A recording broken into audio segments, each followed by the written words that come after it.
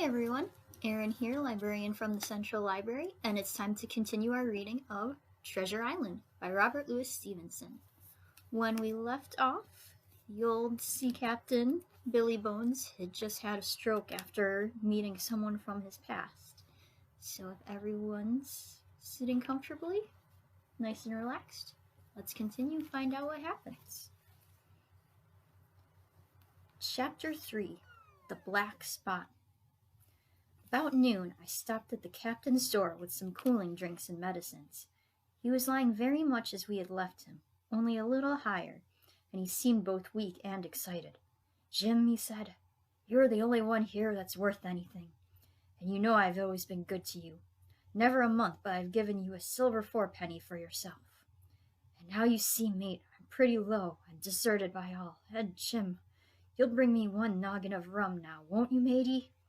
"The doctor," I began, but he broke in, cursing the doctor in a feeble voice, but heartily. "Doctors is all swabs," he said, "and that doctor there, why, what do he know about seafaring men? I've been in places hot as pitch, and mates dropping round with Yellow Jack, and the blessed land a-heaving like the sea with earthquakes. What do the doctor know of lands like that? And I lived on rum, I tell you. It's been meat and drink, and man and wife to me. If I'm not to have my rum now, I'm a poor old hulk on a lee shore. My blood'll be on you, Jim, and that doctor's swab." And he ran on again for a while with curses. "Look, Jim, how my fingers fidgets," he continued, in a pleading tone. "I can't keep 'em still, not I. I haven't had a drop this blessed day. The doctor's a fool, I tell you. If I don't have a dram o' rum, Jim, I'll have the horrors. I seen some on 'em already. I seen old Flint in the corner there, behind you. As plain as print I seen him. And if I get the horrors, I'm a man that has lived rough, and I'll raise Cain. Your doctor himself said one glass wouldn't hurt me. I'll give you a golden guinea for a noggin, Jim." He was growing more and more excited, and this alarmed me for my father, who was very low that day and needed quiet. Besides, I was reassured by the doctor's words, now quoted to me, and rather offended by the offer of a bribe. "I want none of your money," said I, "but what you owe my father. I'll get you one glass, and no more." When I brought it to him, he seized it greedily and drank it out. "Aye, aye," said he, "that's some better, sure enough. And now, matey, did that doctor say how long I was to lie here in this old berth?" "A week at least," said I. "Thunder!" he cried. "A week? I can't do that. They'd have the black spot on me by then. The lubbers is going to get wind of me in this blessed moment. Lubbers as couldn't keep what they got, and want to nail what is another's. Is that seamanly behavior, now, I want to know? But I'm a saving soul. I never wasted good money of mine, nor lost it neither. And I'll trick 'em again. I'm not afraid on 'em. I'll shake out another reef, maybe, and daddle 'em again." As he was thus speaking, he had risen from the bed with great difficulty, holding to my shoulder with a grip that almost made me cry out, and moving his legs like so much dead weight. His words, spirited as they were in meaning, contrasted sadly with the weakness of the voice in which they were uttered. He paused when he had got into a sitting position on the edge. "That doctor's done me," he murmured. "My ears is singing. Lay me back." Before I could do much to help him, he had fallen back again to his former place, where he lay for a while silent. "Jim," he said at length, "you saw that seafaring man today?" "Black Dog?" I asked. "Ah, Black Dog," says he. "He's a bad un, but there's worse that put him on. Now, if I can't get away nohow, and they tip me the black spot, mind you, it's my old sea chest they're after. You get on a horse. You can't you? Well then, you get on a horse and go to, well, yes, I will, to that eternal doctor swab, and tell him to pipe all hands, magistrates and sich, and I'll lay 'em aboard at the Admiral Benbow. All old Flint's crew, man and boy, all on 'em that's left. I was the first mate, I was, old Flint's first mate, and I'm the only one as knows the place. He gave it me to Savannah, when he lay a-dying, like as if I was to now, you see.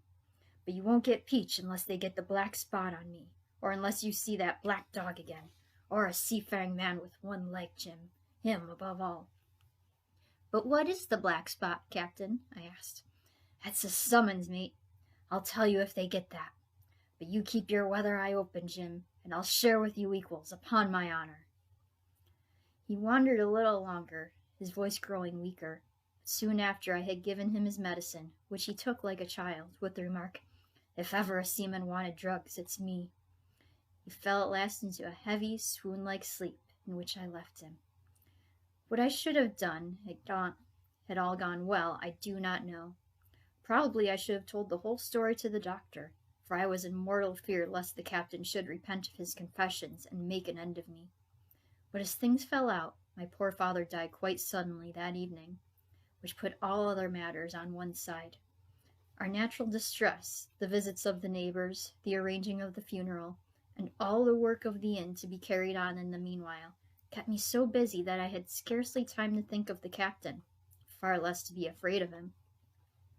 He got downstairs next morning, to be sure, and had his meals as usual, though he ate little, and had more, I am afraid, than his usual supply of rum, for he helped himself out of the bar, scowling and blowing through his nose, and no one dared to cross him. On the night before the funeral he was as drunk as ever, and it was shocking, in that house of mourning, to hear him singing away at his ugly old sea-song. But, weak as he was, we were all in the fear of death for him, and the doctor was suddenly taken up with a case many miles away, and was never near the house after my father's death. I have said the captain was weak, and indeed he seemed rather to grow weaker than regain his strength. He clambered up and down stairs, and went from the parlor to the bar and back again, and sometimes put his nose out of doors to smell the sea, holding on to the walls as he went for support, and breathing hard and fast like a man on a steep mountain. He never particularly addressed me, and it is my belief he had as good as forgotten his confidences. But his temper was more flighty, and, allowing for his bodily weakness, more violent than ever. He had an alarming way now, when he was drunk, of drawing his cutlass and laying it bare before him on the table. But with all that, he minded people less, and seemed shut up in his own thoughts and rather wandering. Once, for instance, to our extreme wonder, he piped up to a different air, a kind of country love song that he must have learned in his youth before he had begun to follow the sea.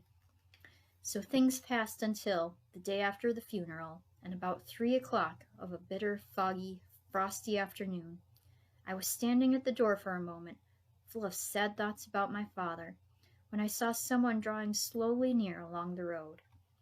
He was plainly blind, for he tapped before him with a stick, and wore a great green shade over his eyes and nose, and he was hunched, as if with age or weakness, and wore a huge old tattered sea cloak with a hood that made him appear positively deformed. I never saw in my life a more dreadful-looking figure. He stopped a little from the inn, and, raising his voice in an odd sing-song, addressed the air in front of him.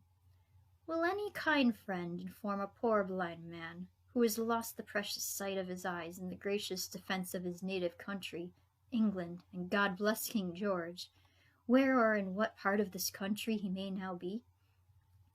"You are at the Admiral Benbow, Black Hill Cove, my good man," said I. "I hear a voice," said he, "a young voice. Will you give me your hand, my kind young friend, and lead me in?" I held out my hand, and the horrible, soft-spoken, eyeless creature gripped it in a moment like a vice. I was so much startled that I struggled to withdraw, but the blind man pulled me close up to him with a single action of his arm. "Now, boy," he said, "take me in to the captain." "Sir," said I, "upon my word I dare not." "Oh," he sneered, "that's it. Take me in straight, or I'll break your arm." And he gave it, as he spoke, a wrench that made me cry out. "Sir," said I, "it is for yourself I mean. The captain is not what he used to be. He sits with a drawn cutlass. Another gentleman—" "Come now, march," interrupted he, and I never heard a voice so cruel and cold and ugly as that blind man's. It cowed me much more than the pain, and I began to obey him at once, walking straight in at the door and towards the parlor, where our sick old buccaneer was sitting, dazed with rum. The blind man clung close to me, holding me in one iron fist, and leaning almost more of his weight on me than I could carry. "Lead me straight up to him, and when I'm in view, cry out, 'Here's a friend for you, Bill. If you don't, I'll do this.'" And with that he gave me a twitch that I thought would have made me faint. Between this and that, I was so utterly terrified of the blind beggar that I forgot my terror of the captain, and as I opened the parlor door, cried out the words he had ordered in a trembling voice. The poor captain raised his eyes, and at one look the rum went out of him, and left him staring sober. The expression of his face was not so much of terror as of mortal sickness. He made a movement to rise, but I do not believe he had enough force left in his body. "Now, Bill, sit where you are," said the beggar. "If I can't see, I can hear a finger stirring. Business is business. Hold out your right hand. Boy, take his right hand by the wrist, and bring it near to my right." We both obeyed him to the letter, and I saw him pass something from the hollow of the hand that held his stick into the palm of the captain's, which closed upon it instantly. "And now that's done," said the blind man, and at the words he suddenly left hold of me, and, with incredible accuracy and nimbleness, skipped out of the parlor and into the road, where, as I still stood motionless, I could hear his stick go tap, tap, tapping into the distance. It was some time before either I or the captain seemed to gather our senses, but at length, and about at the same moment, I released his wrist, which I was still holding, and he drew in his hand and looked sharply into the palm. 10 o'clock, he cried. 6 hours. We'll do them yet. And he sprang to his feet. Even as he did so, he reeled, put his hand to his throat, stood swaying for a moment, and then, with a peculiar sound, fell from his whole height face foremost to the floor. I ran to him at once, calling to my mother, but the captain had been struck dead by a thundering apoplexy. It is a curious thing to understand, for I had certainly never liked the man, though of late I had begun to pity him. But as soon as I saw that he was dead, I burst into a flood of tears. It was the second death I had known, and the sorrow of the first was still fresh in my heart. Chapter 4. The Sea Chest. I lost no time, of course, in telling my mother all that I knew, and perhaps should have told her long before, and we saw ourselves at once in a difficult and dangerous position. Some of the man's money, if he had any, was certainly due to us, but it was not likely that our captain's shipmates, above all the 2 specimens seen by me, Black Dog and the blind beggar, would be inclined to give up their booty in payment of the dead man's debts. The captain's order to mount at once and ride for Dr. Livesey would have left my mother alone and unprotected, which was not to be thought of. Indeed, it seemed impossible for either of us to remain much longer in the house. The fall of coals in the kitchen grate, the very ticking of the clock, filled us with alarms. The neighborhood, to our ears, seemed haunted by approaching footsteps, and what between the dead body of the captain on the parlor floor and the thought of that detestable blind beggar hovering near at hand and ready to return, there were moments when, as the saying goes, I jumped in my skin for terror. Something must speedily be resolved upon, and it occurred to us at last to go forth together and seek help in the neighboring hamlet. No sooner said than done. Bareheaded as we were, we ran out at once in the gathering evening and the frosty fog. The hamlet lay not many hundred yards away, though out of view, on the other side of the next cove, and what greatly encouraged me, it was in the opposite direction from that whence the blind man had made his appearance, and whither he had presumably returned. We were not many minutes on the road, though we sometimes stopped to lay hold of each other and hearken. But there was no unusual sound, nothing but the low wash of the ripple and the croaking of the crows in the wood. It was already candlelight when we reached the hamlet, and I shall never forget how much I was cheered to see the yellow shine in doors and windows. But that, as it proved, was the best of the help we were likely to get in that quarter. For, you would have thought men would have been ashamed of themselves. No soul would consent to return with us to the Admiral Benbow. The more we told of our troubles, the more, man, woman, and child, they clung to the shelter of their houses. The name of Captain Flint, though it was strange to me, was well enough known to some there, and carried a great weight of terror. Some of the men who had been to field work on the far side of the Admiral Benbow remembered, besides, to have seen several strangers on the road, and, taking them to be smugglers, to have bolted away, and one at least had seen a little lugger in what we called Kit's Hole. For that matter, Anyone who was a comrade of the captain's was enough to frighten them to death. And the short and long of the matter was that while we could get several who were willing enough to ride to Dr. Livesey's, which lay in another direction, not one would help us to defend the inn.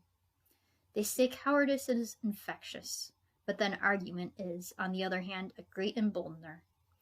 And so when each had had his say, my mother made them a speech. She would not, she declared, lose money that belonged to her fatherless boy. If none of the rest of you dare, she said, Jim and I dare. Back we will go, the way we came, and small thanks to you big, hulking, chicken-hearted men. We'll have that chest open if we die for it. And I'll thank you for that beg, Mrs. Crossley, to bring back our lawful money in. Of course, I said I would go back with my mother, and of course they all cried out at our foolhardiness. But even then, not a man would go along with us. All they would do was give me a loaded pistol, lest we were attacked, and to promise to have horses ready saddled in case we were pursued on our return, while one lad was to ride forward to the doctor's in search of armed assistance. My heart was beating finely when we two set forth in the cold night upon this dangerous venture. A full moon was beginning to rise and peered redly through the upper edges of the fog, and this increased our haste, for it was plain, before we came forth again, that all would be as bright as day, and our departure exposed to the eyes of any watchers. We slipped along the hedges, noiseless and swift, nor did we see or hear anything to increase our terrors, till, to our huge relief, the door of the Admiral Benbow had closed behind us. I slipped the bolt at once, and we stood and panted for a moment in the dark, alone in the house with the dead captain's body. Then my mother got a candle in the bar, and, holding each other's hands, we advanced into the parlor. He lay as we had left him, on his back, with his eyes open and one arm stretched out. "Draw down the blind, Jim," whispered my mother. "They might come and watch outside. And now," said she, when I had done so, "we have to get that key off of that, and who's to touch it, I should like to know." And she gave a kind of sob as she said the words. I went down on my knees at once. On the floor close to his hand there was a little round of paper, blackened on one side. I could not doubt that this was the black spot. And taking it up, I found written on the other side, in a very good, clear hand, the short message: "You have till 10 tonight."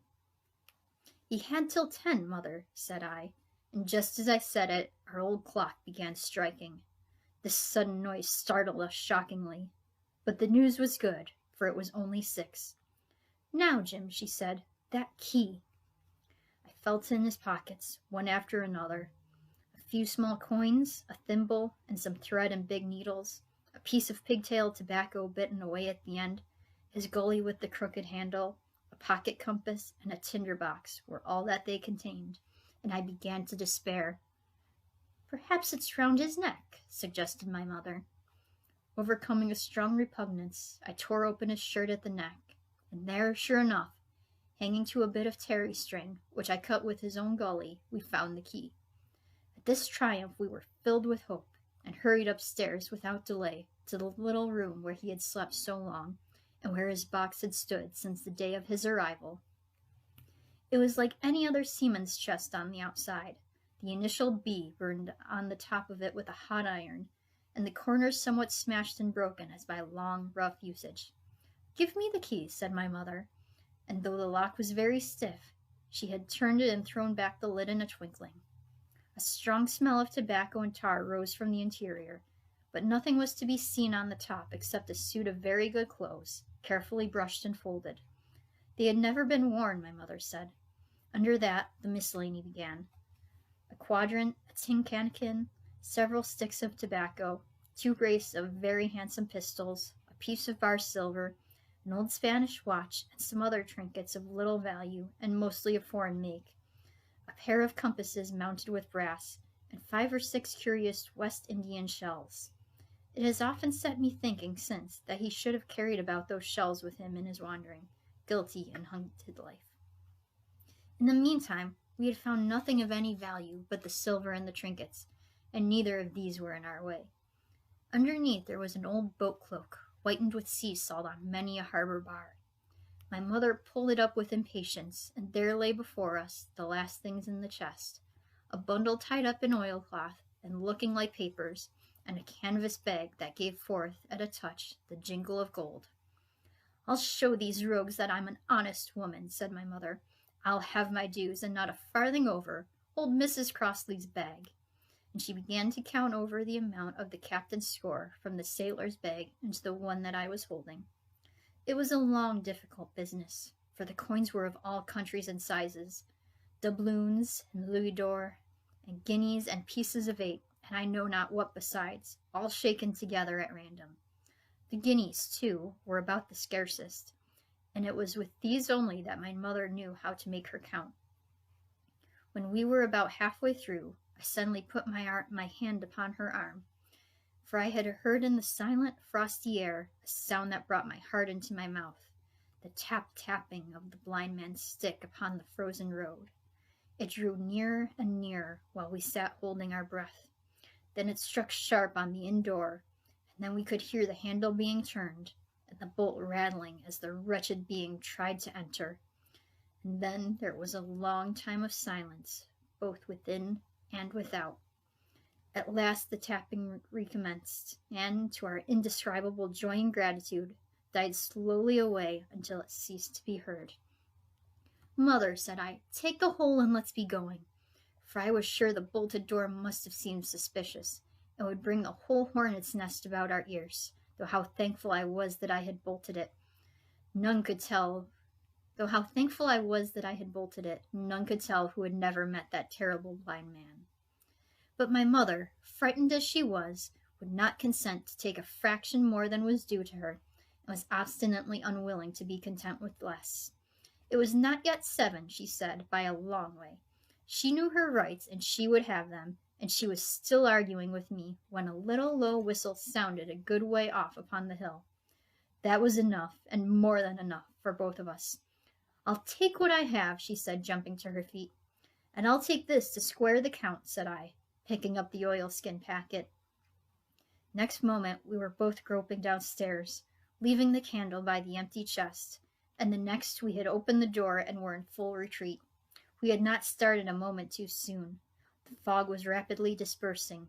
Already the moon shone quite clear on the high ground on either side, and it was only in the exact bottom of the dell and round the tavern door that a thin veil still hung unbroken to conceal the first steps of our escape.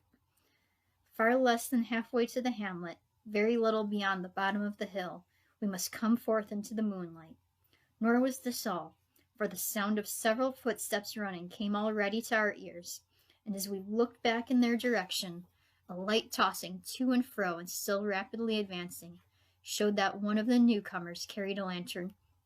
"My dear," said my mother suddenly, "take the money and run on. I am going to faint." This was certainly the end for both of us, I thought. How I cursed the cowardice of the neighbors, how I blamed my poor mother for her honesty and her greed, for her past foolhardiness and present weakness. We were just at the little bridge, by good fortune, and I helped her, tottering as she was, to the edge of the bank, where, sure enough, she gave a sigh and fell on my shoulder. I do not know how I found the strength to do it all, and I am afraid it was roughly done, but I managed to drag her down the bank and under the arch. Farther I could not move her, for the bridge was too low to let me do more than crawl below it. So there we had to stay, my mother almost entirely exposed, and both of us within earshot of the inn. And that is where we are going to leave off for today. Hope you enjoyed that. Have a good evening, and I'll see you on Friday.